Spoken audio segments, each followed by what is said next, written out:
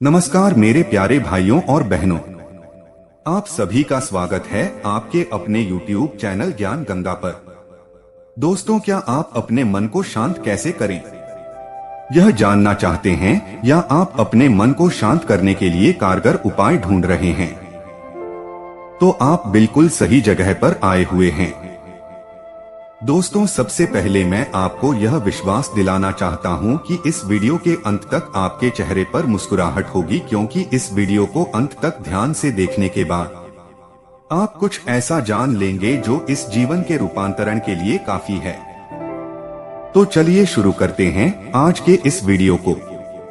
दोस्तों, एक बार एक लड़का एक महात्मा के पास आता है और उनसे कहता है कि महात्मा जी, मेरे जीवन में अशांति है, कृपा करके मेरा मार्गदर्शन करें जिससे कि मैं इस अशांति से छुटकारा पा सकूं।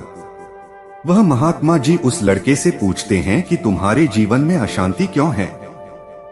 फिर वह लड़का उत्तर देता है, अत्यधिक विचारों के कारण मेरे भीतर बहुत सारे विचार चलते रहते हैं, जिसके कारण मेरा मन अशांत रहता है। फिर वह महात्मा जी मुस्कुराते हैं और उस लड़के से कहते हैं कि ऊपर उस आकाश में देखो, क्या तुम्हें सूर्य दिख रहा है?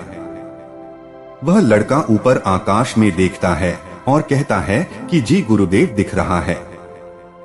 फिर वह महात्मा जी उस लड़के से पूछते हैं कि अगर तुम लगातार धूप में खड़े रहो तो क्या होगा?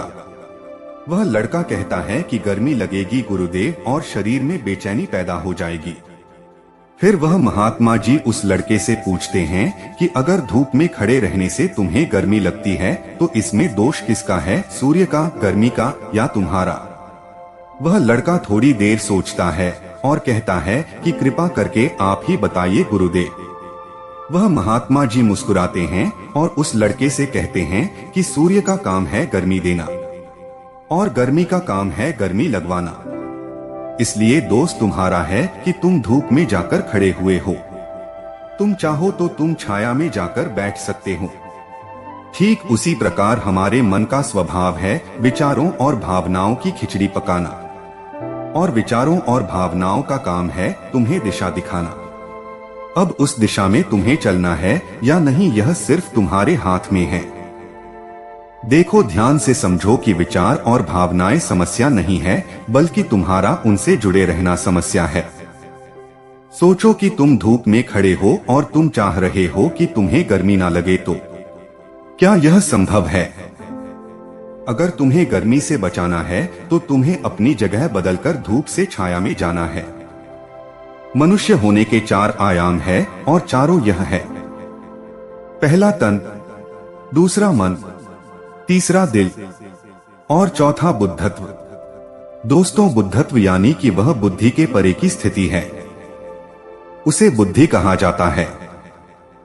दूसरे और तीसरे आयाम में हमेशा उथल पुथल रहती है, यानी मन में विचार और दिल में भावनाएं होती है, और यह दोनों ही आयाम बहुत ही शक्तिशाली है। विचार क्षणिक होते हैं और भावनाएं देर तक टिकती है। इसे तुम ऐसे समझो जैसे कि कल तुम जिसे खोने से डरते थे, आज वह तुम्हारे पास नहीं है। आज तुम्हें उसकी कमी महसूस नहीं होती है। कुछ समय तक हुई थी, लेकिन अब नहीं हो रही है, क्योंकि भावनाओं को अलग होने में थोड़ा समय लगता है। विचार तुरंत बदल जाते हैं, जैसे अभी तुम कुछ और सोच रहे थे और थोड़ी देर बाद कुछ और सोचने लग जाओगे। इन भावनाओं के कारण ही तुम्हें किसी और से प्रेम हो जाता है और फिर वही प्रेम नफरत में बदल जाता है। मित्र ही शत्रु बन जाता है। उसके बाद वह लड़का उस महात्मा जी से कहता है कि फिर उपाय क्या है, अपने मन को कैसे शांत करें?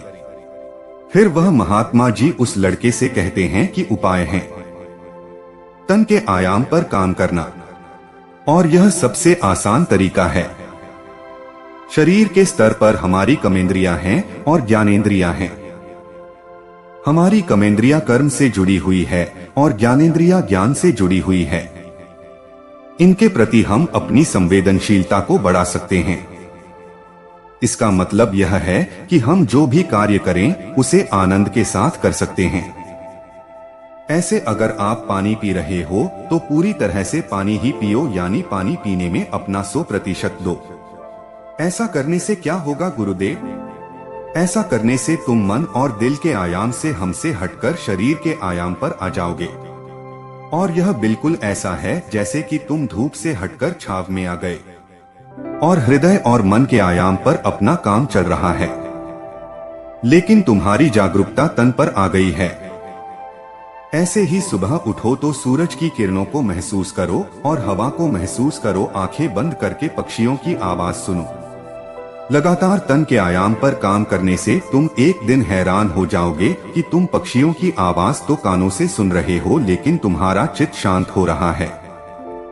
तुमने अपने चित्त पर कोई कार्य नहीं किया, लेकिन फिर भी वह शांत हो रहा है। इसलिए यह पहला उपाय है कि हर कोई कार्य को तन के आयाम पर जागरूकता के साथ करना। और दूसरा उपाय है अपने भीतर के नाद यानी सुर को सुनो। फिर वह लड़का महात्मा जी से पूछता है कि गुरुदेव अपने भीतर के सुर को कैसे सुने? फिर वह महात्मा जी उसे कहते हैं किसी शांत जगह पर जाओ जहां पर कोई शोर ना हो और अपनी आंखें बंद करो और अपने भीतर के सुर को सुनने का प्रयास करो। हैरानी की बात यह है कि वह सुर कभी भी बंद नहीं होता और वह हमेशा बजता ही रहता है। फिर वह लड़का पूछता है कि तो फिर उस सुर को मैं अभी और इसी वक्त क्यों नहीं सुन सकता हूँ? वह महात्मा कहते हैं कि बाहर के शोर के कारण तुम उसे अभी नहीं सुन पा रहे हो। अगर तुम अपने भीतर के सुर को अभी सुनना चाहते हो तो तुम अपने दोनों हाथों से अपने कानों को बंद कर दो और सुनो। तुम देखोगे कि यह सिर्फ बिना किसी यंत्र के बज रहा है। जब तुम इसे सुनोगे तो तुम अपने हृदय और मन से दूर हो जाओगे और तुम्हारा चित्त शांत होने लगेगा। एक बात हमेशा याद रखना कि मन सबसे ज्यादा सक्रिय तभी होता है जब इसे तुम्हारे द्वारा ऊर्जा मिलती है। अगर तुम अपनी ऊर्जा को अपने तन को और अपने भीतर के सुर को सुनने पर लगाओगे तो तुम्हारा मन कैसे सक्रिय होगा? पर समस्या क्या है पता है तुम्हें? हम अपने विचारों से और अपनी भावनाओं से लड़ते रहते हैं और इसी से अपनी ऊर्जा को खत्म कर देते हैं। फिर हमें हर बार की तरह हमें अशांति घेर लेती है। इसलिए अपने मन को शांत करने के लिए दो काम करें। पहला, अपने मन के आयाम से हटकर तन के आयाम पर आ जाएं। और दूसरा उपाय है अपने भीतर के सुर को सुने। दोस्तों, वह लड़का तो उस महात्मा की बातों को समझ जाता है, लेकिन क्या आप समझ पाए हैं? यह हमें नीचे कमेंट बॉक्स में जरूर बताएं। दोस्तों, आज की यह कहानी आपको कैसी लगी और इस कहानी से आपको क्या क्या सीखने को मिला, यह भी हमें कमेंट करके जरूर बताएं। साथ ही अगर आपको यह कहानी पसंद आई हो और आपके लिए कारगर साबित हुई हो तो इसे अपने दोस्तों के साथ शेयर जरूर करें। वीडियो को अंत तक देखने के लिए धन्यवाद।